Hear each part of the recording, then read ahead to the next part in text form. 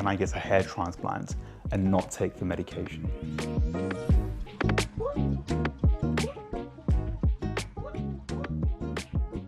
The answer is yes, you can do whatever you want to do. It's your body. Our job is simply to explain the process and what the pros and cons are. Many patients are doing surgery without taking the medication.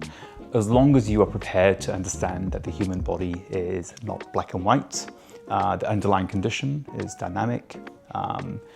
How many grafts are you going to require in the future? Only the Lord knows. How long is a piece of string? Yeah, it's true. Actually, it's true. Only the Lord knows how many grafts you'll require in the future. And I'm being really, really honest right now, because the underlying condition is dynamic, it's unpredictable. We have no idea of understanding how you are going to progress with your condition. We have some ideas using experience, but there's no data to support that this individual is going to thin at this rate. Usually you can tell within families if there's a very strong family history, but is that entirely predictive accurately of your future hair loss? The answer is no. It's like guessing how long the piece of string. Take your best bets.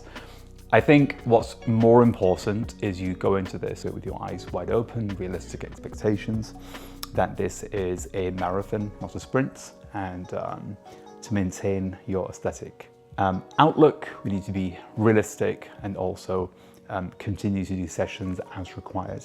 And obviously that's going to involve additional surgery, cost to the patients, and also, of course, downtime and risks of surgery. But all these things are very important. But are we seeing more and more patients now who are preferring to skip the medications? The answer is yes.